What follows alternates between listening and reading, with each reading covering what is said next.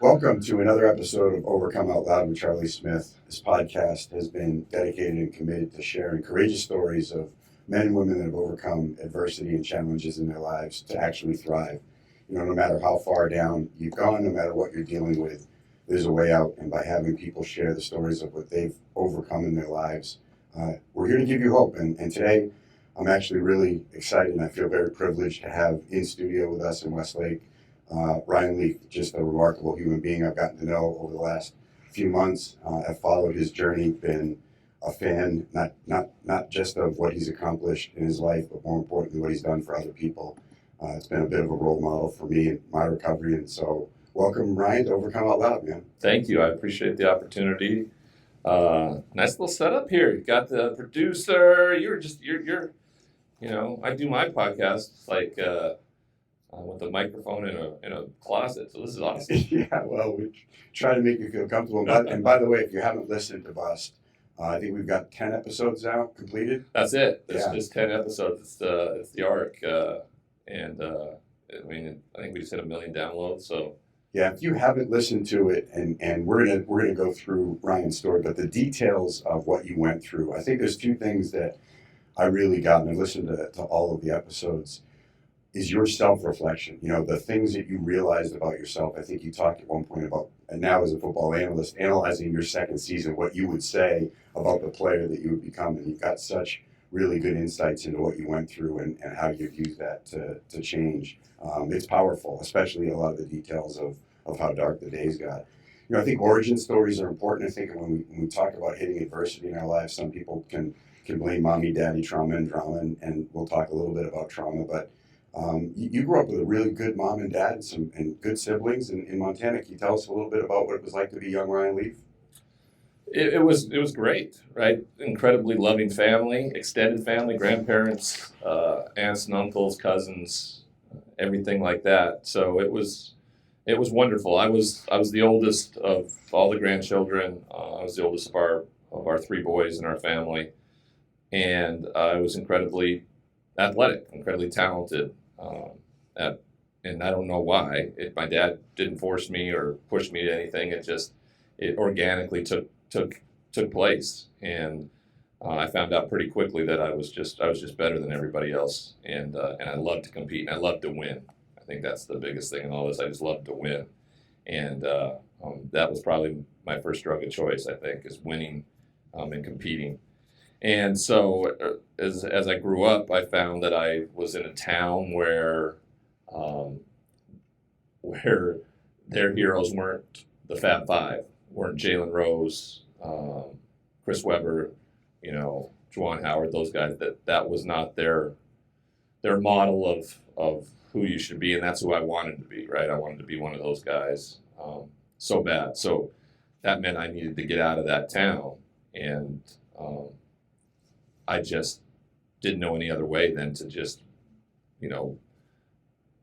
crash through walls to get it done, and it put pushed people the wrong way, especially in my hometown, and it made my mom fearful of what people thought of her son, in turn what they thought about her, and being a parent and raising said son. So. Early on, when I was a kid, it was a wonderful childhood, but then I think around 13 years old or so, it got really dark, and I don't remember really much of anything enjoyable late in middle school or through high school, other than me being able to compete and me being able to play sports. And when you played sports, I think. One of the things that I've heard you talk about is the way you played sports. You were competitive, but you wanted to exert your will on people. There was some fire inside you, some way that you were defining yourself, that not just to be the best, but I'm going to show you the best. I'm going to let you know I know I'm the best. I'm going to let you know that, and it almost was like, and you can speak to it obviously much better, about the feeling inside about who you become on your way to greatness is so important, right? I mean, the principles and the character that you exhibit. And there was a part of you that just couldn't be you, that you wanted to have fun and you wanted to play well and be seen as playing well, but there was like this external pressure to not be that good or to not show how good you were. And it felt like there was a struggle in there for you, even at a young age. Well, I became real resentful. Yeah. I think that's the big. I became really resentful of the critical the critical judgment of me, like as a person, because they didn't like how I behaved on a basketball court or something like that. And so my response was to, beat you down and embarrass you in the process, and that's how I won, because I wasn't going to win you over as a player. I wasn't given the respect as a player because they didn't like my behavior or my attitude. So they didn't like that I wore my shorts down to my knees or my socks up to my mid calf or gold shoes. I mean, it was just so overblown over nothing. They just wanted me to be a good athlete, be their best athlete, and shut up and just do that. And I didn't see a way out of that small town if that was who I was, right? I had to, somebody had to see me somewhere. Kids didn't get recruited from Montana. And so that was a big part of who I thought I needed to be to get to that place. And so in turn, I became extremely resentful of the people because I was just a kid and they were all adults, right? Yeah, absolutely. And that's the difference in all of this is like, I was supposed to behave as an adult when I didn't have the coping skills or understanding really, or life skills to deal with things in a positive and healthy way. Instead, I dealt with it the only way I knew how to, and was shamed a lot of the time. And so that's where the shaming aspect of it kind of came in. Yeah, the shame and guilt and the resentment are a common thread through this whole story as we get to the end. And I've heard you describe, as you proceeded through your career, that you were, seen as a big, imposing guy. You were always polyglot, always athletic, but inside you had a little bit of an inferiority complex. You kind of talked about yourself being a egomaniac with an inferiority complex. Had that developed? How did you feel about yourself even when you were competing? Did you like yourself? Did you see yourself in a positive light, or was it just I've got to achieve something to get somewhere? Now, when I walked across those white lines or across that line on a basketball court or on a baseball diamond, like I was supremely confident in who I was, because that's what I needed to be. Once I walked off the court, I was incredibly self-conscious around, I was super skinny, had big buck teeth. I'd been made fun of about that for a long time in my life. And then I was kind of grew up on a lot of people talk about the wrong side of the tracks mentality. We had a river that flowed right down the middle of our hometown, and like the west side of that river was seen as different than the east side of the river. And we lived on the east side of the river, and some of those kids, and kids can be brutal. Yeah. And I think a lot of them were probably projecting a lot, but I ate it like bullets. And so I wasn't. Well, we always see in films and things like that. The popular jocks portrayed on. Yeah, starting quarterback. I wasn't a popular guy. I was kind of an introvert off the court and an extrovert on it, which is the juxtaposition of that is crazy, right? So how is that possible? Well, we see it all the time. I became really close friends with Dennis Rodman, and that dude was a completely different person on the court and off the court, right? He had this persona to get what he needed to and compete, and then off it, he was just so self-conscious and introverted, which is I think is kind of where I got the idea from when my professional career came to fruition. Yeah, I think this is, and I think you can be a big help to a lot of young athletes, because I think they attach their worth to these outcomes. They attach their identity to the sport they play. And so, as you said, when you walked on a baseball diamond or onto a football field, or basketball court, you were Ryan Leaf, the competitor, and you knew you could dominate. But that wasn't who you were. That was just what you did. And when you attach your worth to these outcomes, and we'll talk about how that kind of played you, in terms of the way you saw yourself, you can lose a lot because you're not always going to be. I mean, you got to go to school. You got to go to the dance on Saturday night. You got to hang out with. I mean, there's a life out there that's outside of those things. And if you attach your worth to those things and your confidence to those things, then when you're not doing it, then you're not. And that's a real trap for kids, don't you think? It is, because I then had to, like, if I was in public or if I was interacting, I would portray that kind of arrogant cockiness that I really could use in a competitive form in real life, and that just puts people off. They don't want that kind of person to be around. There's certain people that eat that up, but really that just seems, you just get a bunch of eye rolls when you're trying to be that person in a public setting. Especially, and at least for me, I think we have these two dials, right? The things we believe about ourselves and the way we behave. And when those two things are in alignment, you see one person, you see one Charlie Smith, one Ryan Leaf. But when we believe certain things about ourselves and then we're behaving in another way, it creates this kind of integrity gap where we're living this double life. It's like, I'm showing you I'm this guy, but really inside I'm not. And probably, blocks us from asking for help or being authentic with people as we grow up. Completely. Like, I grew up in Montana where there's this just amazing cowboy culture, right, that exists, where you show no weakness or vulnerability. And then I spent the rest of my adolescence and then early adulthood in locker rooms, where that, of course, was not seen as strength in any way, shape, or form. So if I'd never seen anybody asking for help or viewed it, because it certainly wasn't on or portrayed in TV or movies or anything like that, how would I know to do it? And how would I know to go about it? I wouldn't. And so therefore it's a defense mechanism then, however you need to do to survive. And this is why I think your podcast has 1 million downloads, and this is why your story is so powerful, because, a lot of us stay a victim of our story, and I did for a lot of years. I think up until about the age of 42, I was a real victim of my story, and I lived in my story, and, the gun to my head at 19, the violent abuse and the Vicodin that I took to numb the pain, and woe is me. And then I finally started to realize that I had a part in all that, and I think one of the greatest gifts you've given, there's a lot of gifts you've given the world, but one of them is your incredible insight into what caused what happened to happen and what you're doing differently now. The next thing that kind of happens is we get this destination disease, right? We start thinking that when we get okay, I'm here now, but when I get that Division I, and I know I'm going to play Division I football, I'm that good, I'm going to play college football. It's just a matter of where. You have a lot of people, I'm sure, recruiting you and scouting you, and there's a lot of pageantry in that's feeding that ego.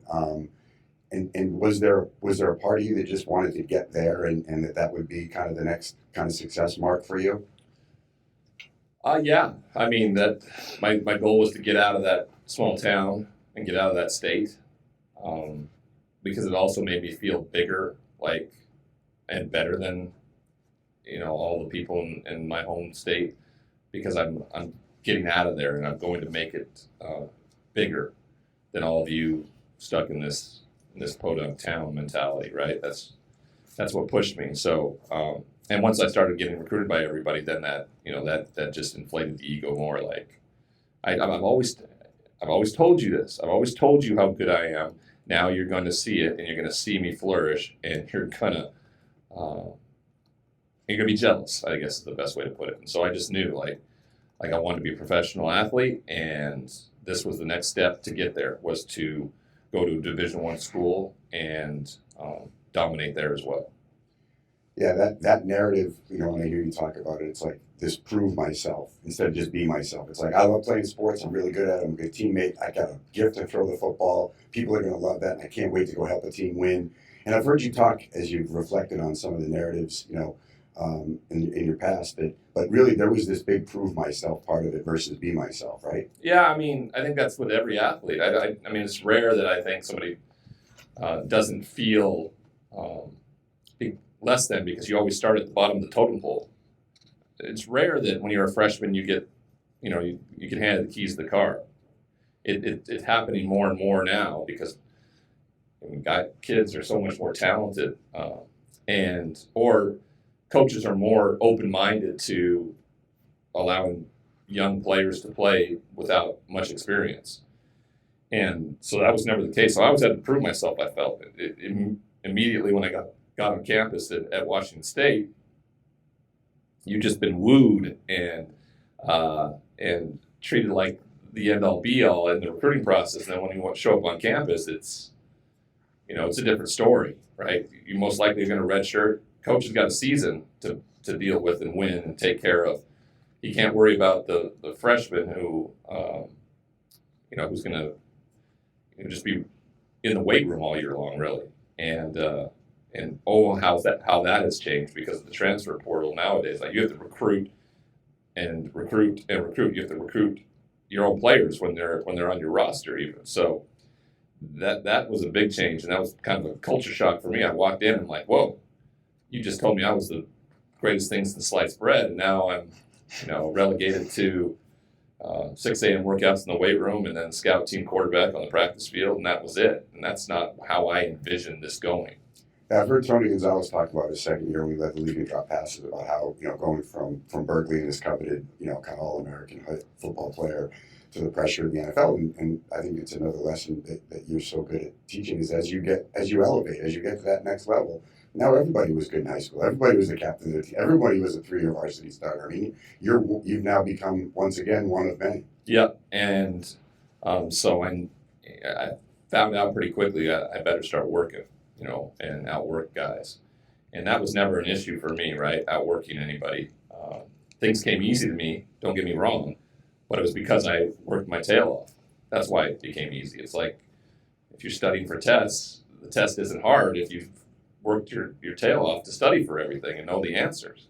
And that's exactly what I tried to do. And before long, to your point, where we were all pretty even coming in, I rose on that pedestal once again because my talent just outshined everybody else's. And I became the starting quarterback. We won a championship. I led the nation in passing. I was a Heisman Trophy finalist. We played in the Rose Bowl for the national championship, and most people considered me to be either the first or second pick in the NFL draft if I would have chose to leave early. Yeah, I think I heard you talk a little bit about that Heisman run and being at the ceremony with your dad and the experience of seeing your dad kind of really witnessing his son achieving this one. But there was a part of you that wasn't present, or it sounded like there was a moment where you were connected to that and feeling really good, but not feeling worthy of it. Oh no, I felt like I deserved to be there. I felt like I deserved to win it. But the coolest part about the whole deal was experiencing it with that may be out of everything in my life that football or sports have given me, that may be the coolest thing that I was ever awarded an opportunity was to be a Heisman finalist because I represented Washington State, my coaches, my teammates. I got a chance to talk about them all. I knew I wasn't going to win, so I had no pressure on me to worry about. My family was there. My dad got to experience. It's so funny to think about because I'm so much older than my dad was when he had his kids.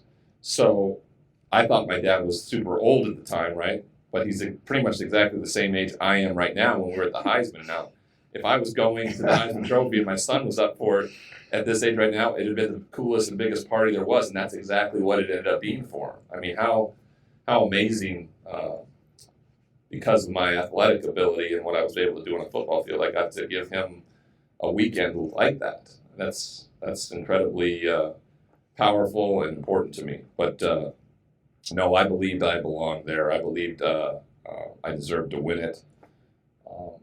I led the nation in passing the year that Peyton Manning existed in college football, right? I was an All-American, first-team All-American in a year where Peyton Manning existed. How is that even possible, right?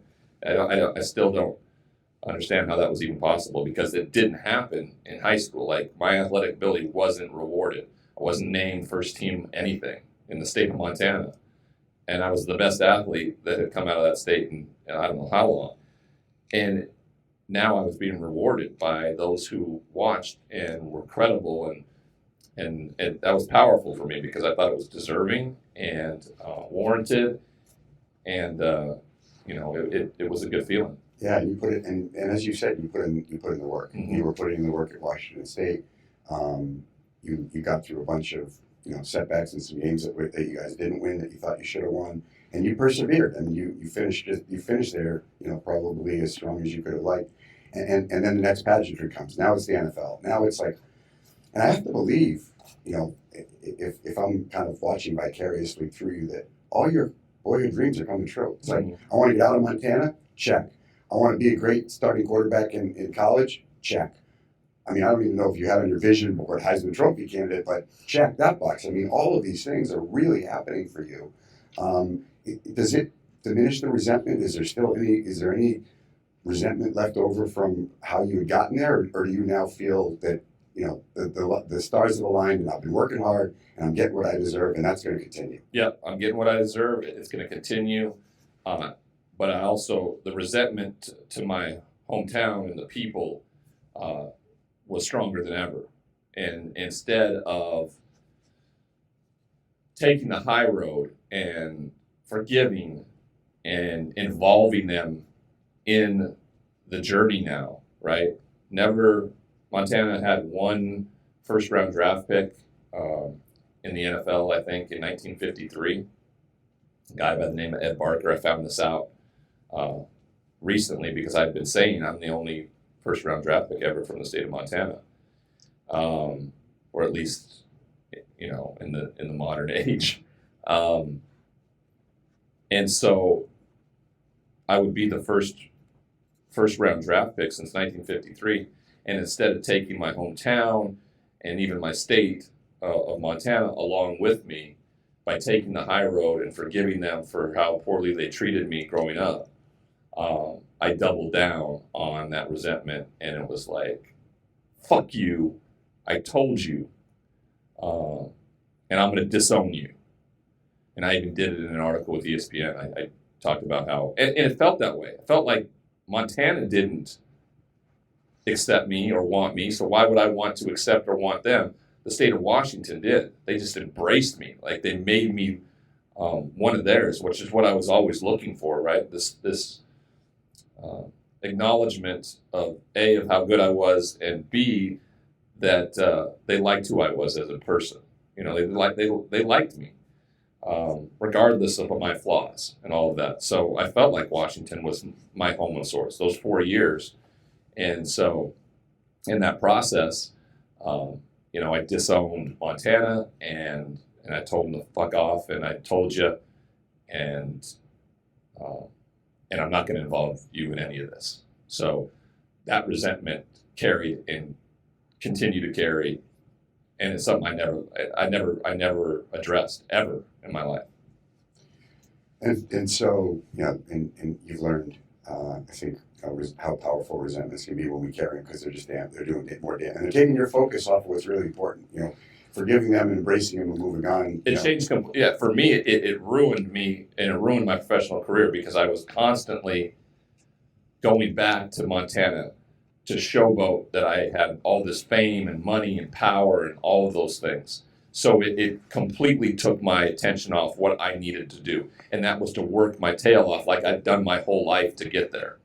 Now it almost was the reason I needed to get to the NFL, to show everybody that what I had done and sacrificed and lived through was exactly why. And I don't think I saw anything past that. I just thought this was that, and then I just assumed that my talent it didn't matter. Like, my talent would take me to new heights like it always had. But at that level, it's a different animal. It's just an absolutely different animal. It's the 1% of the 1% of the 1%. I mean, it is a minuscule number. 27,000 ever to play the game.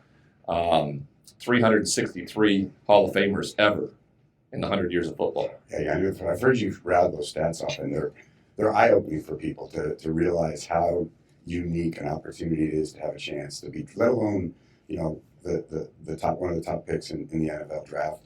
And you arrived. You got there. And that, look, I think there's two things all of us want, right? Sense of belonging and a sense of connection to other people. And so Washington State gave you that. And San Diego wanted you, right? That city was looking forward to your arrival, man. And that was a place that really, really wanted you. Yeah, they were incredibly welcoming. It was immediate. They wrapped their arms around me. I didn't necessarily feel immediate pressure to be like a savior or anything like that. I felt like I was welcomed.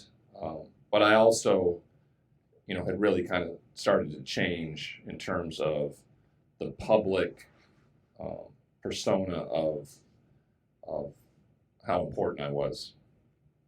And I think it stemmed from just still having that resentment back home and showing everybody.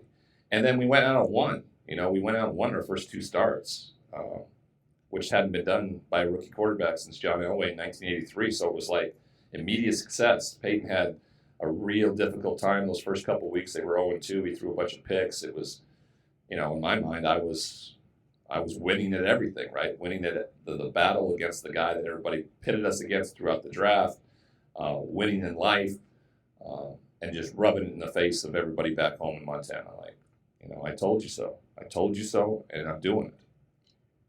And then adversity hits. Yeah, really hard, right? My NFL moment. Every rookie has one, a rookie moment where you get introduced to the NFL. And that's what happened in Kansas City. I was in the hospital all week with a staph infection. I was committed to playing. I remember my mom asking me not to play. And, of course, I wasn't listening to my mother around football and things like that. And I went out and tried to play. And it ended up being an incredible monsoon rainstorm. Both teams were awful. The defense for Kansas City was so good. Arrowhead was crazy fun atmosphere to play in, and I had the worst game of my life, right? Just the worst game of my life. I was embarrassed. I was humiliated. And when I get embarrassed and I get humiliated, I lash out. There's no introspective look at it there. It's your fault. I shouldn't have played. You made me play. The media's are assholes. I mean, it just was. The fingers come out. All the pointing fingers come out, and I always tell people when I talk about these things that life isn't fair. It's how you deal with it that matters. And is that formula? We don't control events. We don't control outcomes. We always control our response. But you learned everything's personal. Montana was personal. Proving myself is personal. I'm here to prove myself to everybody. And look, it's a part of competitive. I mean, being hospitalized and overcoming that staph infection. I mean, smart or not, there's a competitive part of that, which is I'm an NFL quarterback for the first time, and I got to play. I wasn't not going to play. Yeah. Right. This was my Michael Jordan flu game moment, right? But you weren't not going to have setbacks, and I think one of the things that people aren't prepared for is adversity and having an adversity tolerance and learning lessons in it. But it was personal for you. And I also didn't know how to deal with failure. Yeah. In a positive and healthy way. Like, I didn't see it as an opportunity to do it better the next time. I simply saw it as a failure, and it was only black and white for me. There wasn't any gray to it, nuance.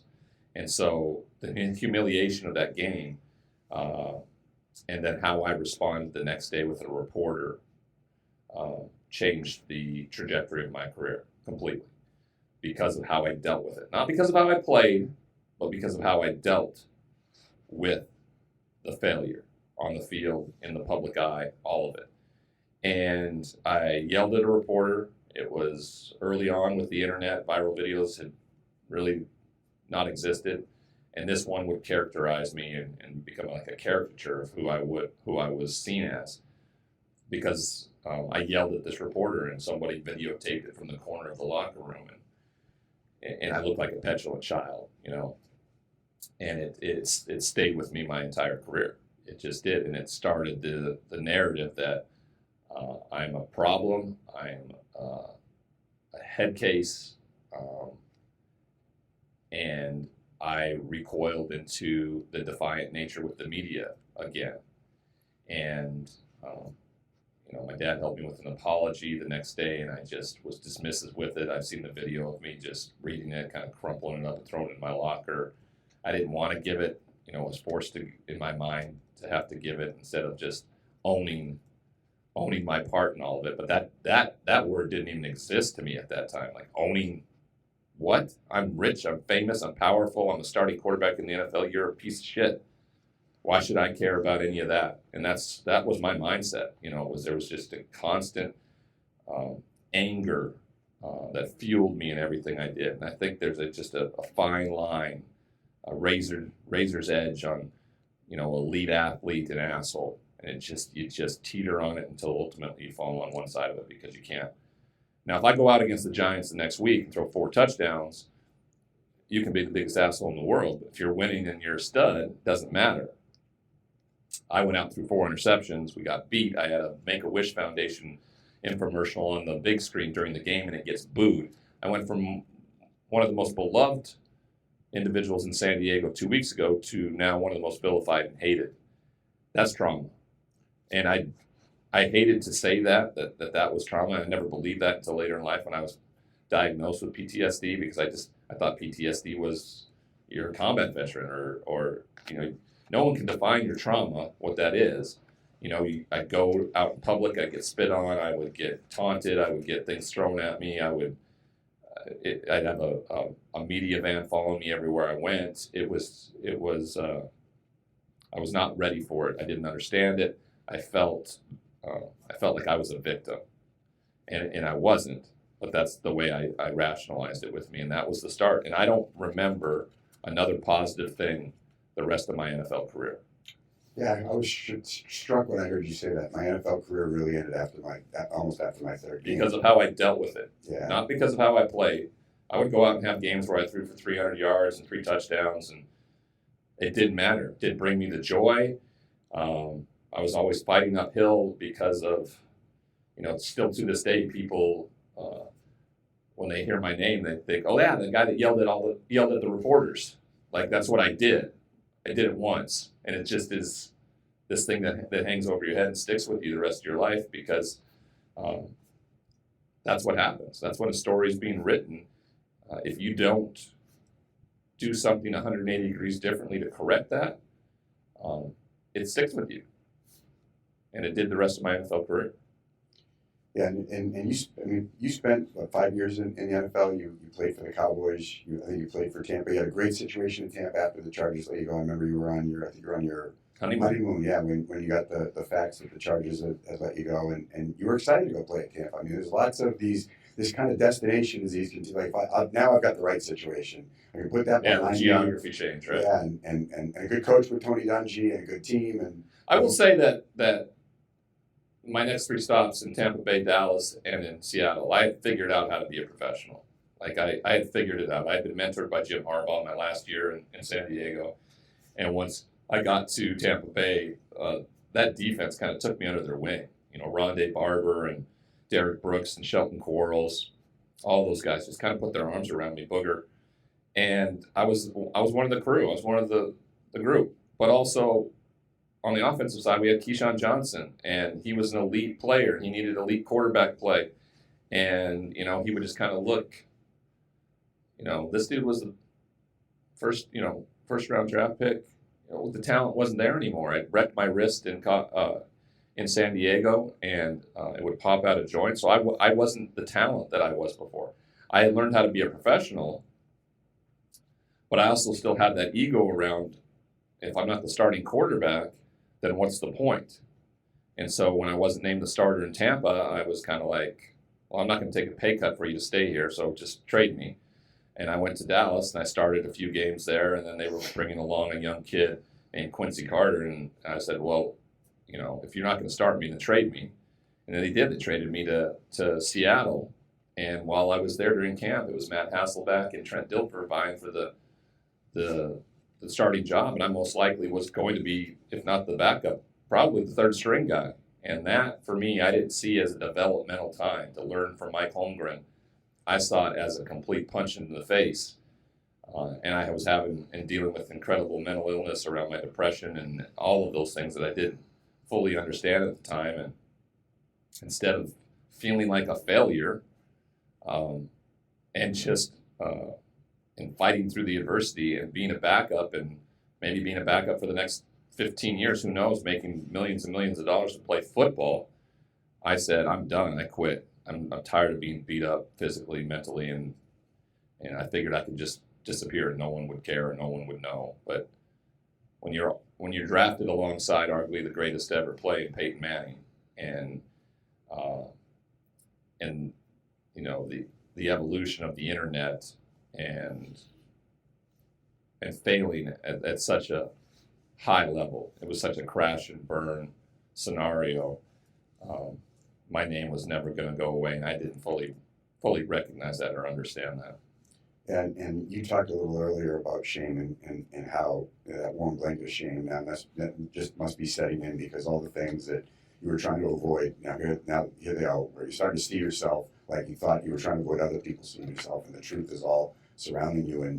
And I don't think people understand. You didn't really pick up any prescription drugs while you were in the NFL at all. This was all kind of that whole persona of when I get somewhere, I'll be okay. I'm here to prove things. You had that ego fueling you, and that anger fueling you, and that resentment fueling you. Everything was personal.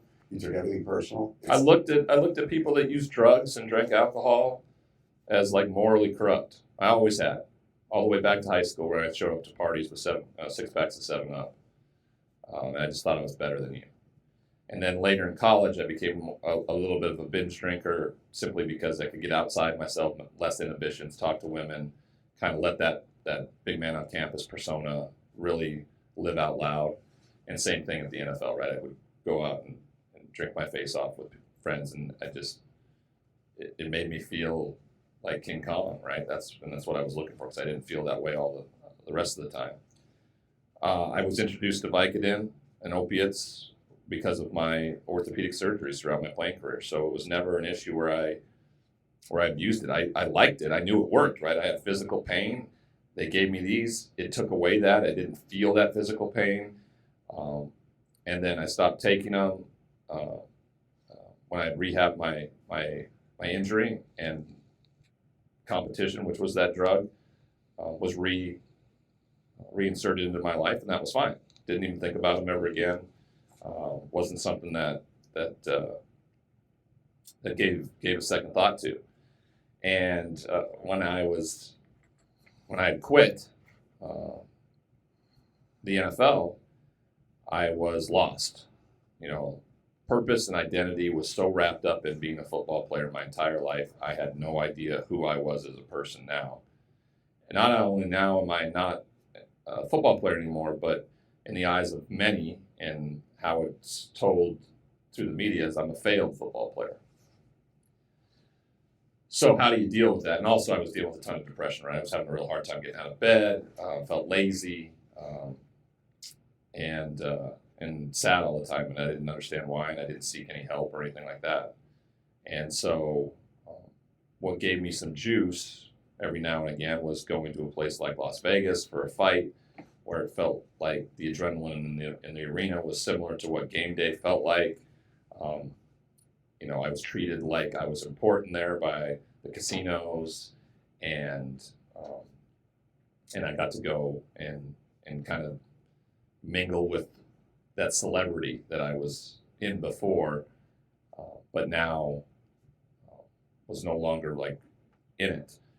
And we were there to fight one night, and they were introducing celebrities in the audience, and announced Dr. Dre and like Tiger Woods and Charles Barkley, and the arena just erupted in applause.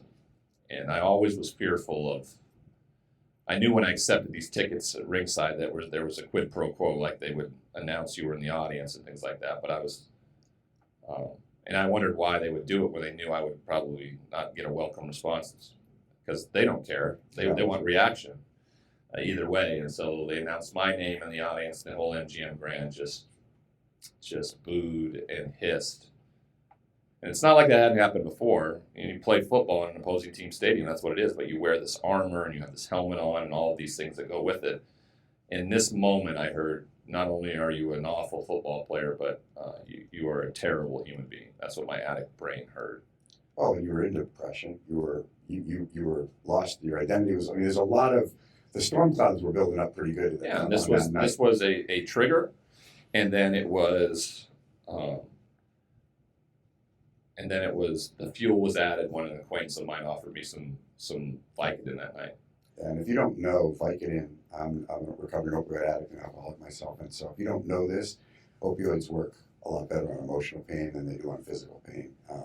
You take those, and that feeling of it's all going away. It's like a warm blanket that just covers your entire emotional being. And I'm sure you got some pretty good relief when you took that Vicodin that you hadn't gotten before taking Vicodin for your injuries. Yeah, it was I was going to parties that there were Hall of Famers and Super Bowl champions, and where I always felt less than and judged.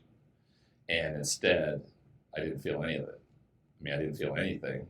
And I think that's what I had been searching for so long, was just not to feel anything. And this was the answer. And that's what started, I think, the next 8 years of my life, chasing that feeling of not feeling anything.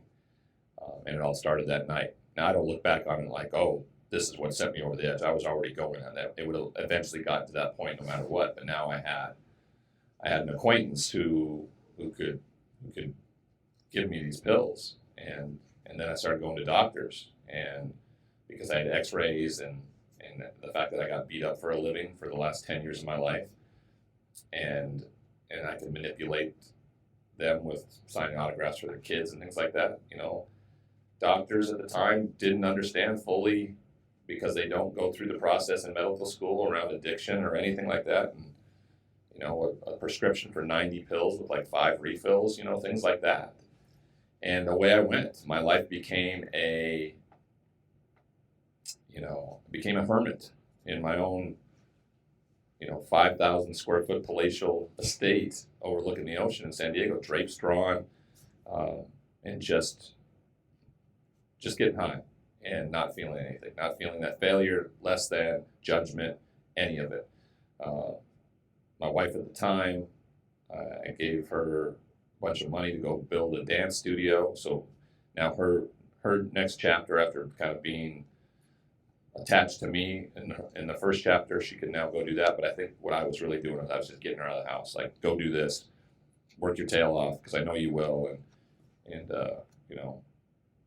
in my eyes, I was just like, what she was for anyway was a pretty girl on my arm. There wasn't any substantial relationship there other than what other people thought, and that's the subjective nature or objective nature of how I viewed relationships with women.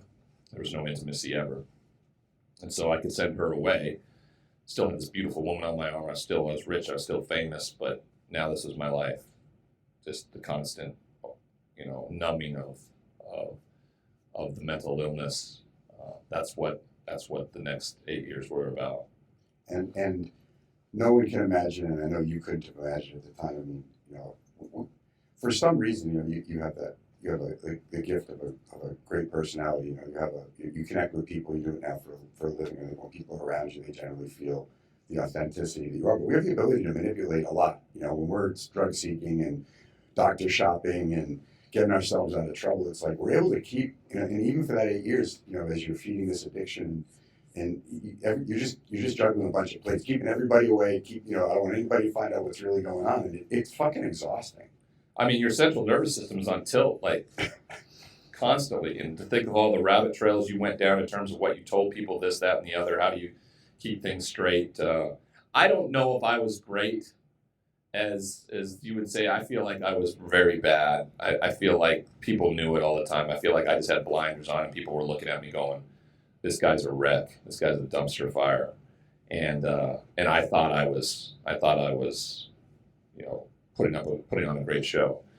And I suppose it had to be for the length of time, right? I would go and, get a job in coaching and coach kids and steal from them, and no one figured that out for a while. I mean, I felt like it was a mess. I mean, I was a mess. I was always a mess. I was never a respectable human being at that time. I cannot believe I was able to coach these kids, or these kids were even looked up to me during that process. But, I found a way to, stumble my way through it until I ultimately, became so frantic around not getting my meds to self-medicate that I had to become a criminal. Was that your first run-in with the law in Texas? Yeah. Yeah. I'd never even, I think the most I'd ever had in terms of a run-in with the law is getting pulled over for a speeding ticket. And I also never really had a run-in with the law there either, because I went into the office after a mom had relayed to my boss that her son had called and complained about how Coach Leaf, the guy that's supposed to protect their kids, was taking advantage of them and stealing their pills. And I got brought in, and instead of firing me too, I think this was an enabling behavior on the part of my boss, because he really liked me. Of course. Instead of firing me, he gave me the opportunity to resign, which it doesn't seem like that big of a deal, but later in life, if you're up for another job, if you left a job voluntarily rather than being told you're fired and get out, that's a different thing for your resume. And a different consequence, right? When you can just, I just resigned, I'm not going to work here anymore, versus I got fired because I was doing something wrong. Yeah, and but no one would have known about it, but that the mother, of course, not only called my boss, but she sent an anonymous email to ESPN.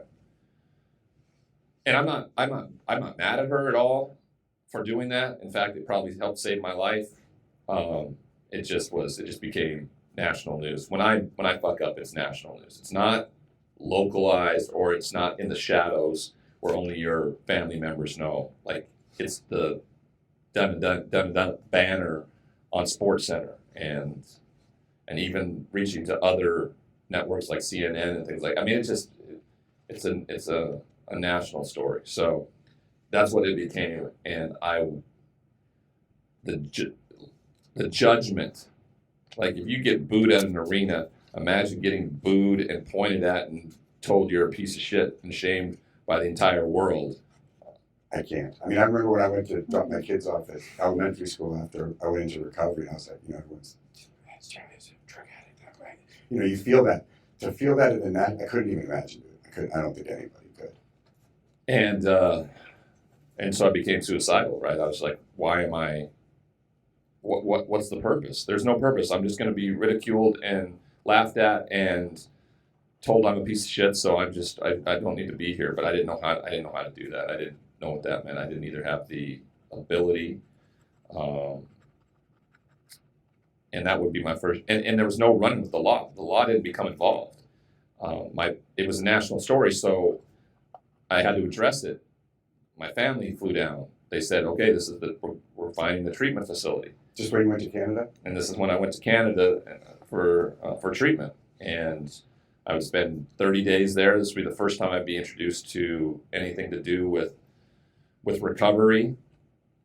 I always thought it was where the bad people went. I didn't realize, like, this is the best possible place anybody could have to work on yourself. When will we ever work on ourselves for 30 straight days? It just doesn't exist unless we're forced to. And then I stayed in the transitional home, and I worked with a sponsor. I mean, started doing everything that you are told to do to find that. And I started feeling better about myself. And about 6 months in to that recovery, 6 months clean for the first time in 8 years,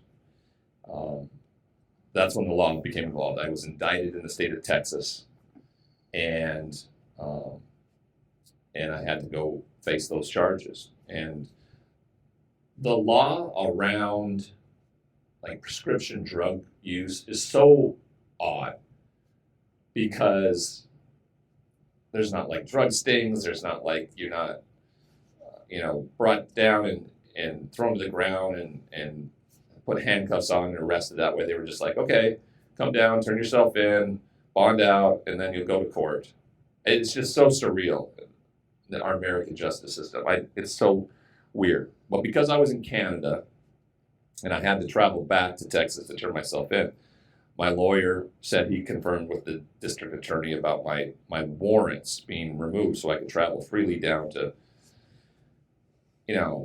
there was supposed to be a relationship between my attorney and the DA but I mean, if you're a DA out there, you got to look at a criminal as a guy that will do anything and everything to avoid prosecution.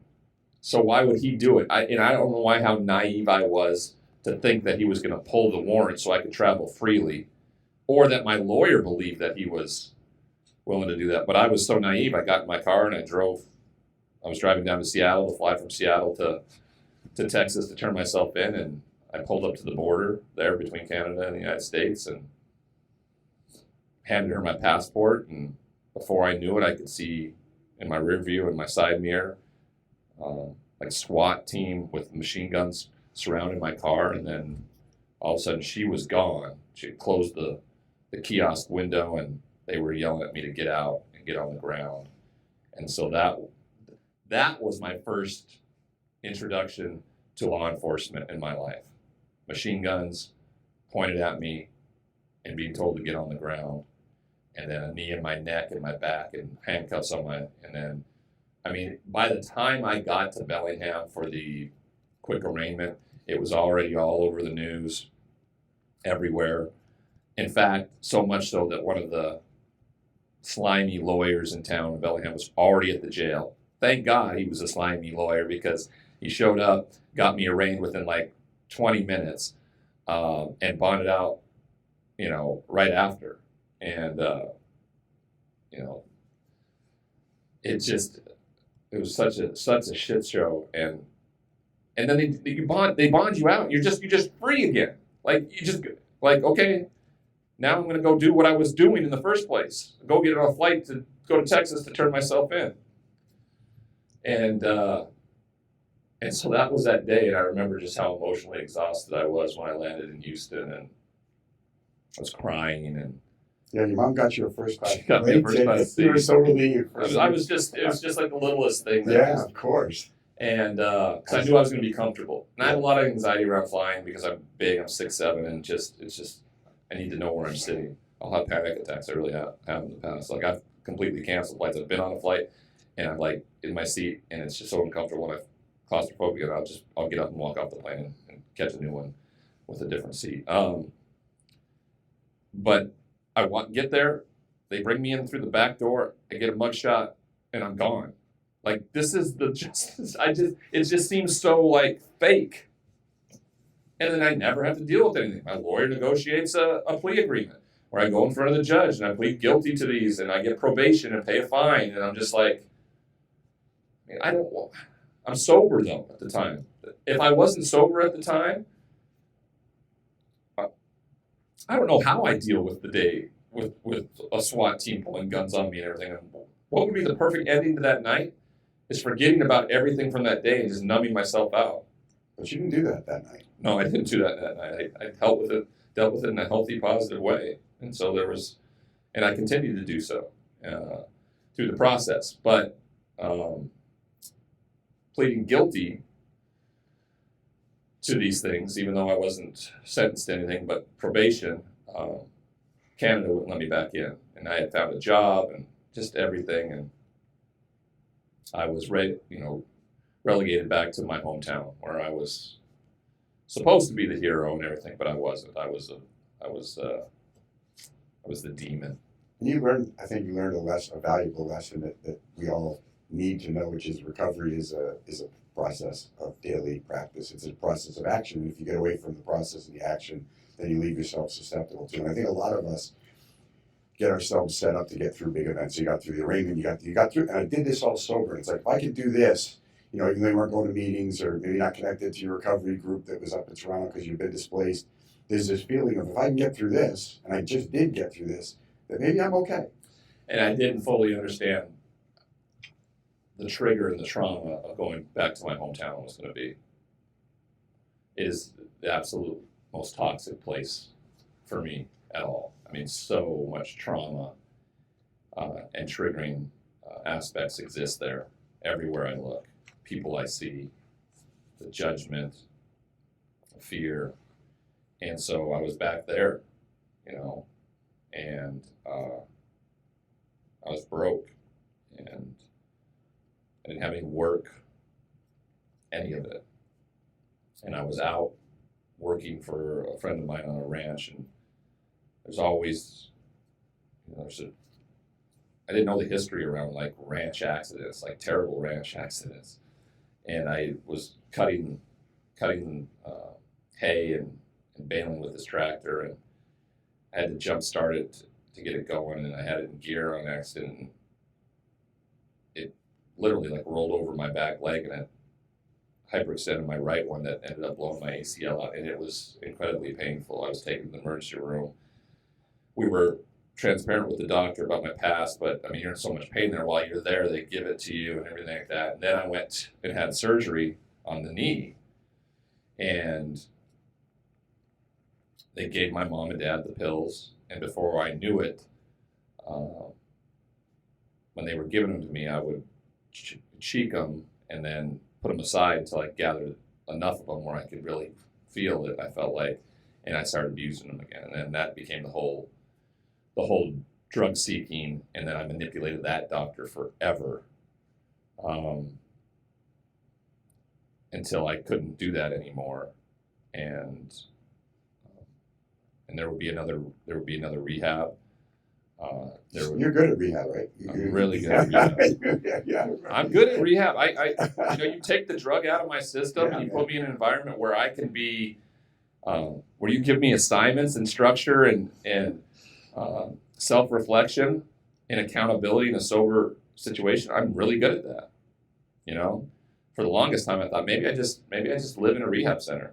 That's why when I got out of prison, I went and worked in one. That's right. Transcend. So I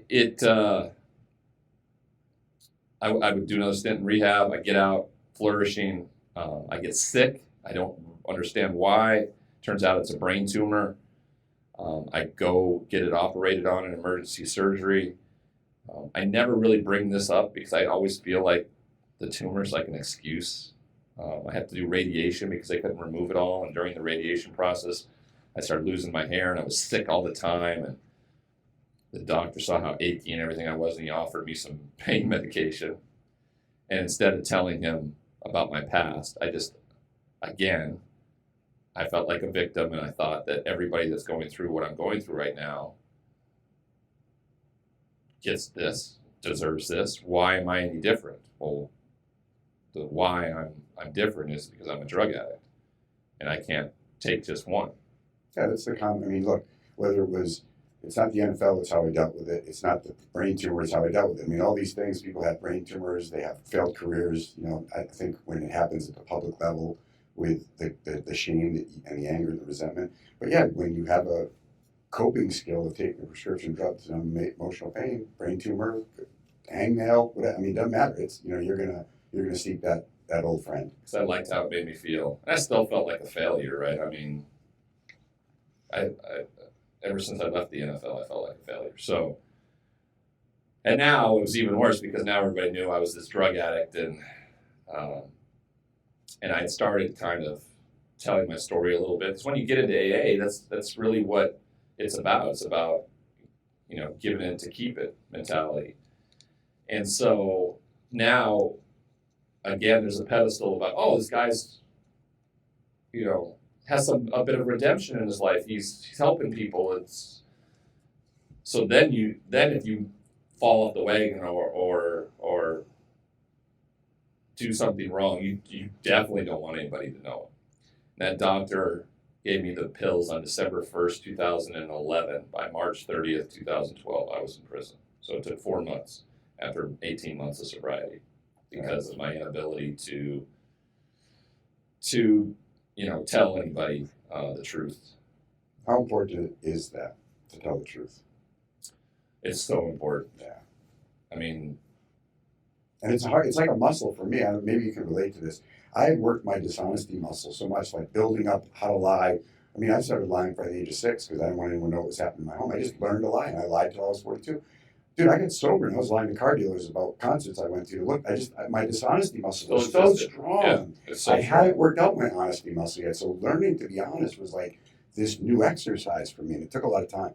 And I found through my sobriety here over the last 9.5 years that it's improved. Yeah, that honesty muscle has changed because you're exactly right. I was still continuing to embellish or things like that, and that's why I think I waited so long to do something like the Bust podcast because I wanted it to be the truth. And that's it. There was not any embellishments or anything like that, but just my honest truth. And that's why it was so easy. I think a lot of people, when you do a podcast like that, expect to hear that I wrote it and then I sat down in a room. I did exactly what you and I are doing right now. I sat down in front of a microphone with my producer, Kevin Connolly, and we recorded 25 hours of content. Yeah, and it's raw. It's real. I mean, when you hear you talk about the time at the border, when you hear you talk about the Heisman, when you hear you talk about New York, when you hear, I mean, seeing Magic, I mean, all these things are so real because it's authentic. It's just the truth of what you went through. And you took a little of that resentment into prison with you, as you could imagine that you spent the first and your roommate made a big change in your life. And I want to talk about that as part of your story about the resilience you learned in prison from your roommate, because for a little while in prison, you were still angry. It wasn't a little bit. It was, I was in prison for 32 months. And how long of that were you still angry? It was probably 26 months of it. Until what happened? until my roommate confronted me one day about, he confronted me. He told me I had my head buried in the sand and that I was an idiot and that I didn't understand the value that I had, not only for the men in there, but for when I got out. I didn't understand what the hell he was talking about. And he was in there for manslaughter, right? He killed somebody drunk driving. Yeah.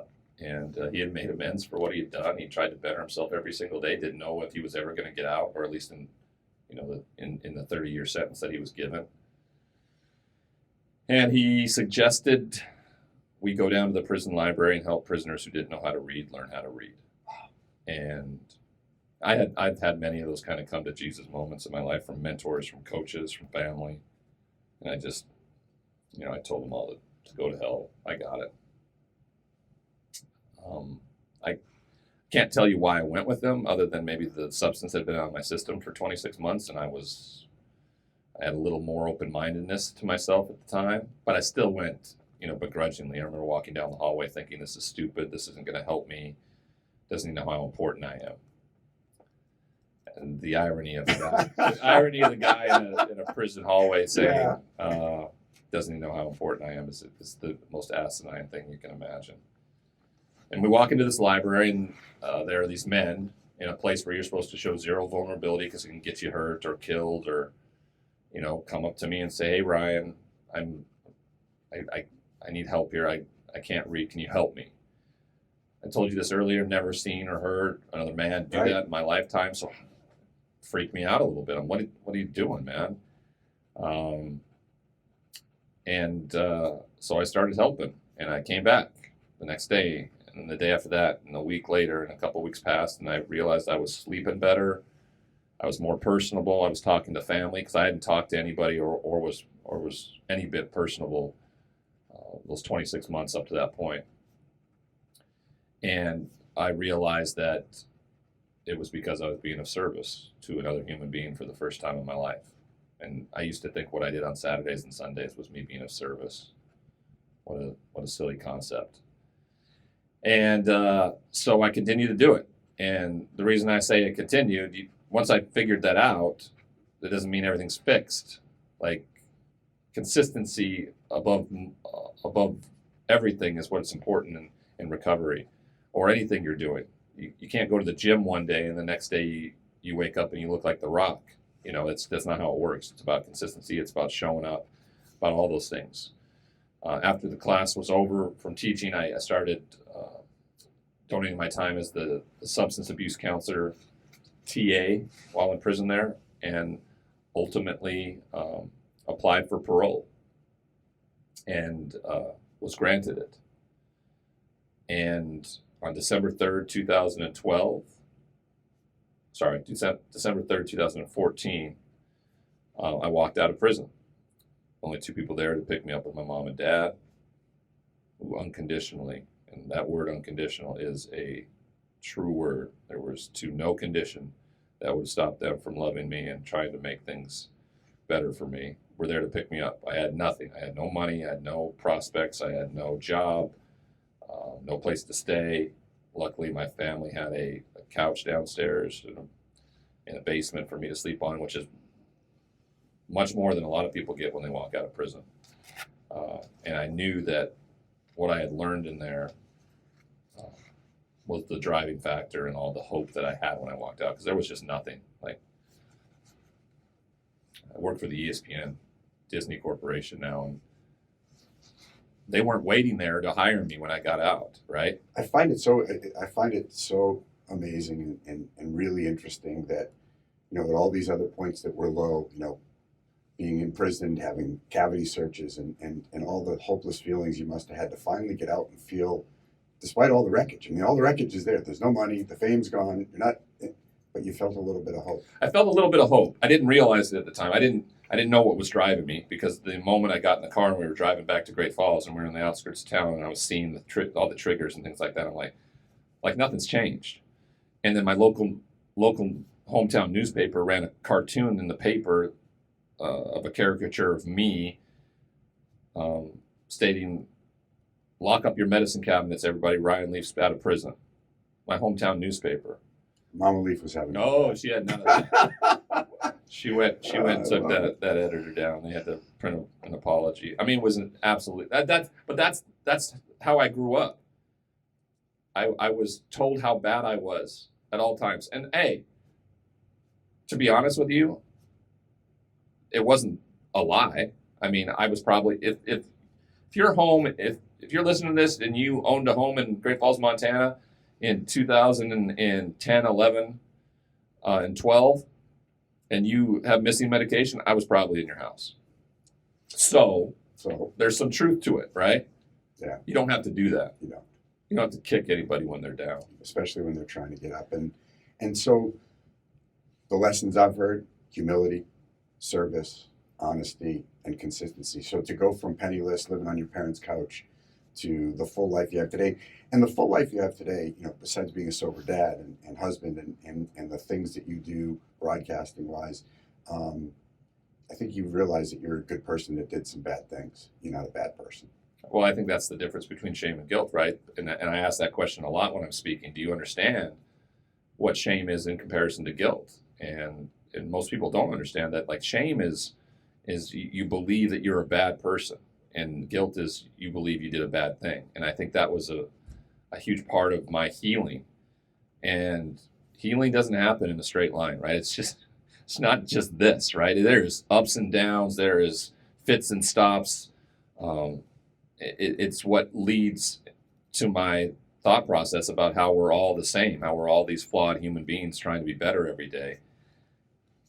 There is that. And when healing doesn't happen exactly how you want it, you have to be understanding and compassionate about yourself and not shame yourself, but understand that, you know, when you're dishonest or you lie about something, the difference is you're more self-aware. You make amends for it immediately. It's not so incredibly overwhelming to look another person in the eye and go, hey, I did this. I'm sorry. Is there anything I can do to make up for it? It's just something I wouldn't have done my whole life until I was in recovery, or until I was in real recovery. And that was, you know, it was all surrounded around being of service to others. From this point on, it had to be about everybody else other than myself.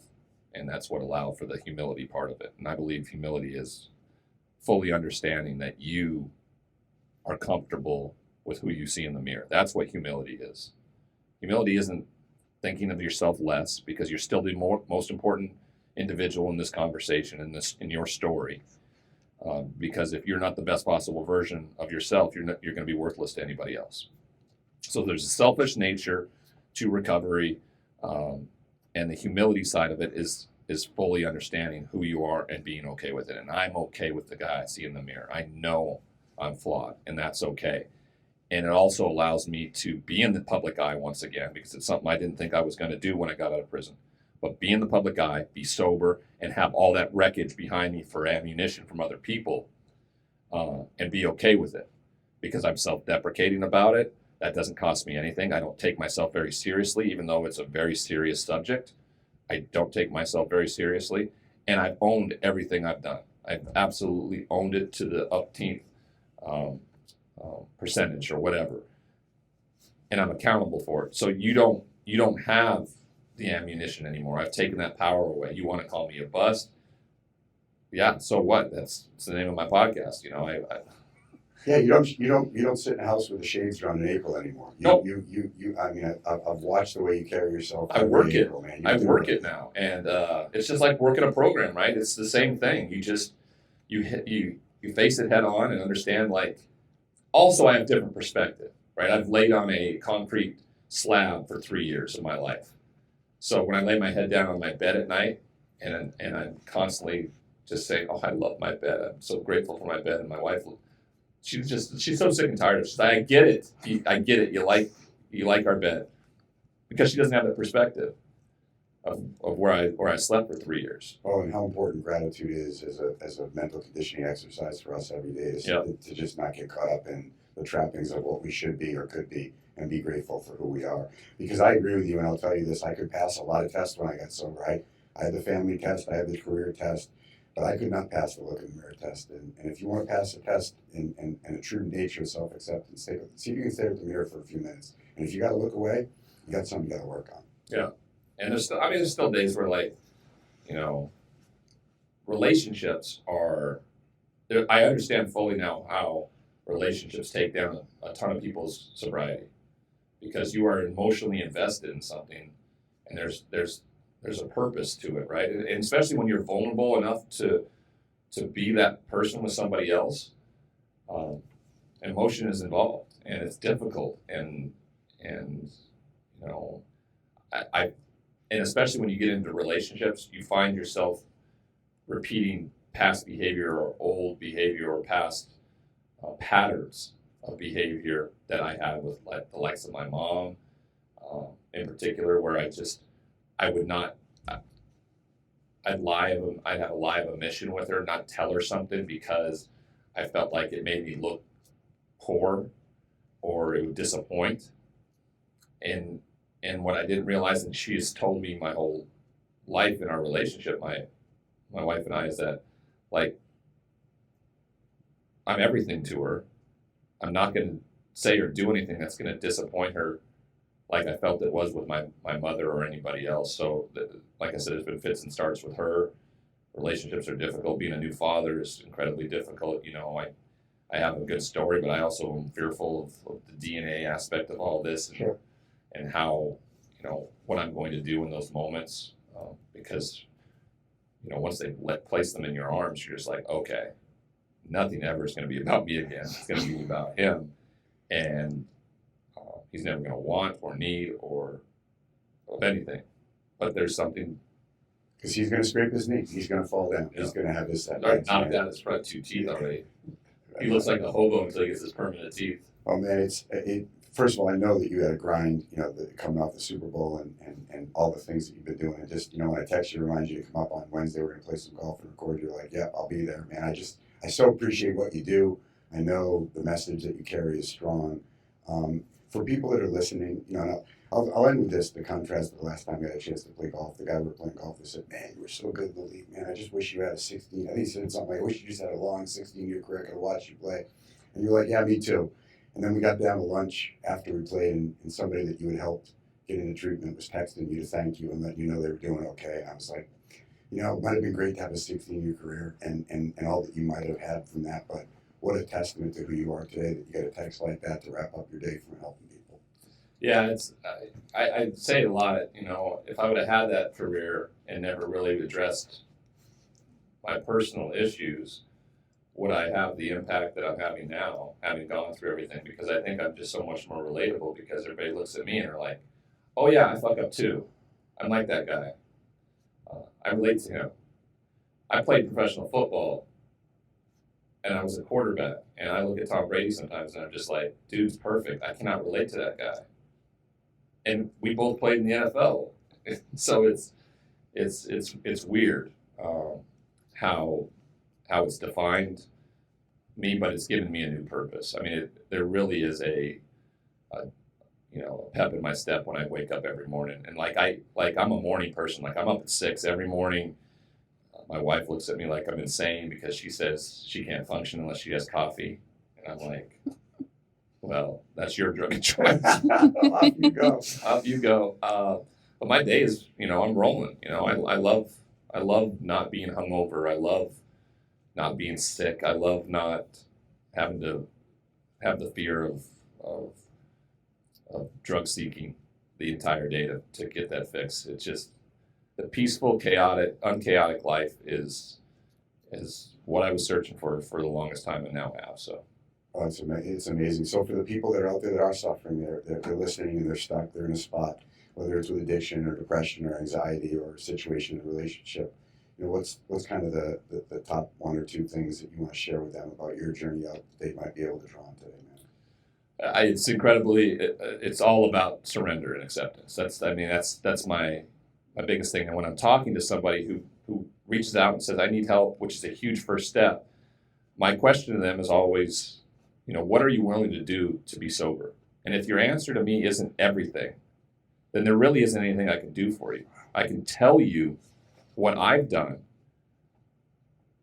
but when I'm done telling you, you're going to say that's just too much. It's too overwhelming. And I'm like, if you put that much time and effort into drug seeking and behavior to do all that stuff, if you put half of that effort into recovery, you'll be successful.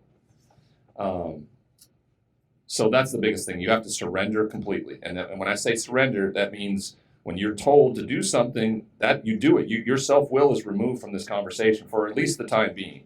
I then developed a board of directors, a group of 5 individuals who have mentored me, who I trust implicitly, who have a ton of recovery, and whose lives I want. And they sit on my board, and ultimately I'm the chairman because I have to make the decision. But I go to them, and I ask them in the situations I'm in what I should do, and I go with the consensus. If it's 3-2 or 4-1 or 5-0, that's where I go. And if it's the other way around, it's the same thing. I don't make the proper decision. So that's what surrender is. And then accepting help. Once you do surrender, and what's placed in front of you is the help, which is usually treatment, sponsorship, therapy, all these things there. You do it. You do it. Everything that's placed in front of you, that's what surrender and acceptance is. And that's the most definitive way I could tell you. And it just takes what it takes. It may take years, or the promises, which is granted to you if you find recovery, may take less time, right? Sometimes quickly, sometimes slowly. They will materialize, and that is the God honest truth. If you work for them, and nothing's for free. Life is about action, and man, thank you so much. I really encourage everybody for the deep dive. The 10 episodes that Ryan's put out are really raw and authentic. Everything else that you're doing with the NFL legends, continuing to pursue your passion of broadcasting and being a dad. And just thanks for taking the time to come in, man. You bet. My pleasure. Keep doing what you're doing. All right, pal. Thanks.